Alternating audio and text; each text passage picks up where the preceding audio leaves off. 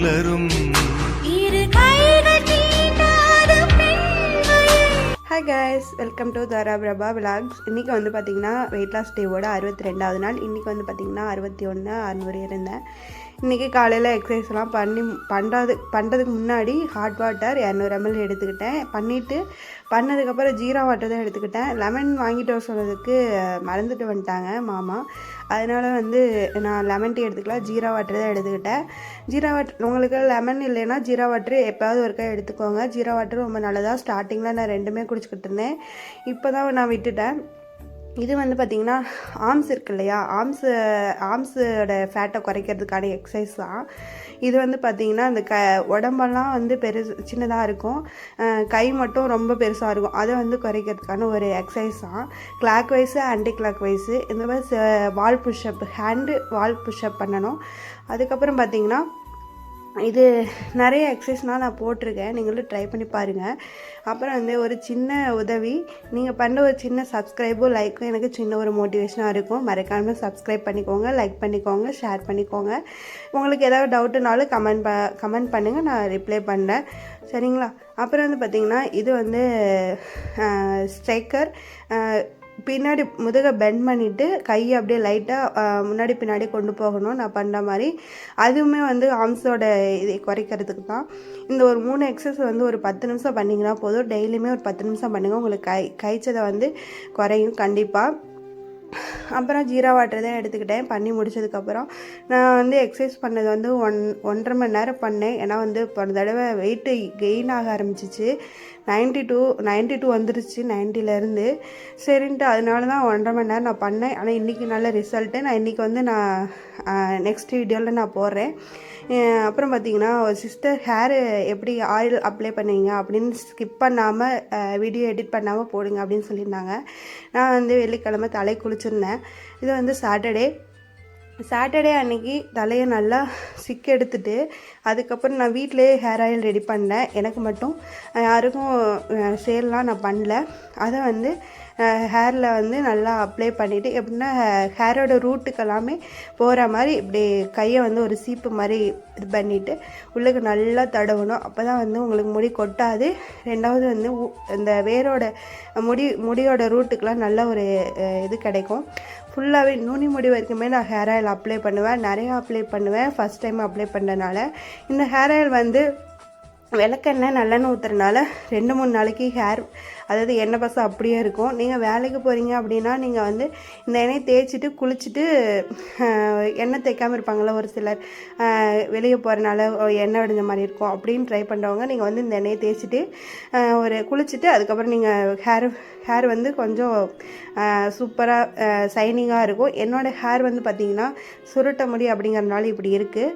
என்னோடய ஹேருக்கு வந்து நான் இந்த ஹேர் ஆயிலில் 2 வருஷமாக நான் யூஸ் பண்ணேன். பாப்பா வந்து 3 மந்த் ப்ரெக்னெண்ட்டாக கப்பலேருந்து யூஸ் பண்ணேன். அப்போ வந்து எனக்கு ரொம்ப ஹேர் ஃபால் ஆச்சு. இது நான் முன்னாடிலாம் கடையில் எந்த ஹேர் ஆயிலும் வாங்கி தேய்ச்சதெல்லாம் ரொம்ப பயமாக இருக்கிற முடி போயிடுச்சுன்னா என்ன பண்ணுறது அப்படின்ட்டு. ஆனால் வந்து சரி வரட்டும், வராட்டி போட்டோம் அப்படிங்கிற மாதிரி, வந்தாமலை போனால் என்னடா அப்படின்னு ஒரு இது வச்சுட்டு நான் ஒரு நானாக ஒரு ஹேர் ஆயிலை ரொம்ப இதாக யோசித்து பண்ணினேன்.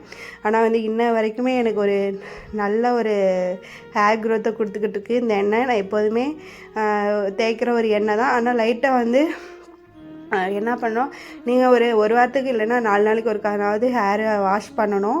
அப்போ தான் வந்து உங்களுக்கு முடி கொட்டாமல் இருக்கும். ஏன்னா வந்து முடியில் அழுக்காண்டிடுச்சுன்னா உங்களுக்கு வந்து வேறு வந்து ஹேரோட ரூட்டை வந்து பாதிக்கும்.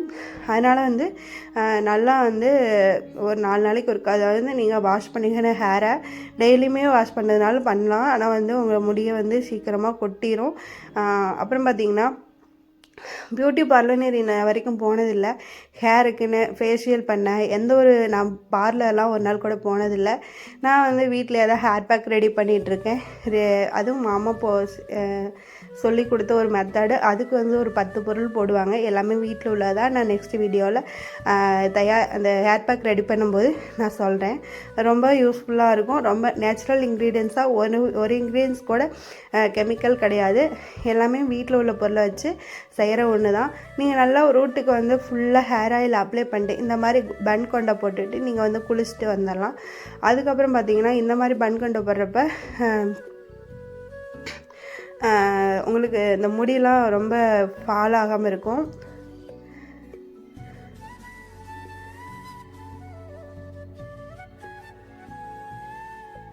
இந்த மாதிரி கொத்தி வச்சுட்டு நான் போய் குளிச்சுட்டு வந்து அப்புறம் வந்து ஹேரை பின்னி போட்டோம்னா அவ்வளோ ஒரு ஷைனிங்காக மினுமனுன்னு முன்னும். ஹேர் வந்து பார்த்திங்கன்னா ஹேர் ஃபாலும் கம்மியாக தான் இருக்குது. நான் பார்த்திங்கன்னா என்னோடய முடி வந்து கம்மியாக தான் இருக்குது. இன்றைக்கி வந்து தலைக்கு குளிச்சிருக்கறனால வந்து கொஞ்சம் நிறையா இருக்குது. அப்புறம் சாயங்காலம் ஈவினிங் போல் மாமாவுக்கு வந்து இன்றைக்கி வந்து கொஞ்சம் சீக்கிரமாக வீட்டுக்கு வந்துட்டாங்க. ஒரு ஏலக்காய் டீ போட்டு கொடுத்துட்டு பாத்திரம்லாம் கொஞ்சம் விளக்காமல் இருந்துச்சு, அதையுமே விளக்கி வச்சுட்டேன். இன்றைக்கி வந்து இது ஈவினிங் ரொட்டீன் தான். அப்புறம் பூரிக்கெலாம் மாவு பிசைஞ்சு வச்சுட்டு கொஞ்சம் நேரம் ஊறட்டும். அந்த கேப்பில் வந்து நான் பாத்திரம் விளக்கிட்டு இருந்தேன்.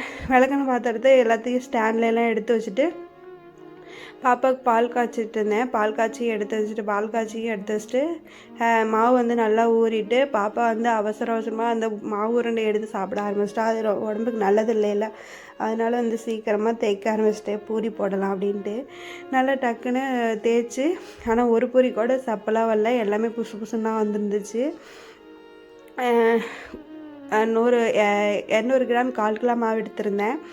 அதுக்கு வந்து 2 ஸ்பூன் ஆயில், கொஞ்சமாக சால்ட்டு சேர்த்து நல்லா பிசைஞ்சதுக்கப்புறம் தண்ணி ஊற்றி ஒரு கெட்டியான பதத்துக்கு தான் பிசையணும். அப்போ தான் பூரி புசு புசுன்னு வரும். நீங்களும் ட்ரை பண்ணி பாருங்கள். அப்புறம் ஒரு சிஸ்டர் கேட்டிருந்தாங்க, எனக்கு என்னோடய பொண்ணுக்கு எத்தனை வயசு ஆகுது அப்படின்ட்டு. என்னோடய பொண்ணுக்கு வந்து 1 year 5 month ஆகுது. அதாவது 1.25 வயசு ஆகுது. பூரிக்கு உருளைக்கிழங்கு மசாலா தான் ரெடி பண்ணியிருந்தேன். ரொம்ப சிம்பிள் தான். நான் பண்ணுற மாதிரி ட்ரை பண்ணி பாருங்கள். சூப்பரான உருளைக்கிழங்கு மசாலா ரெடி.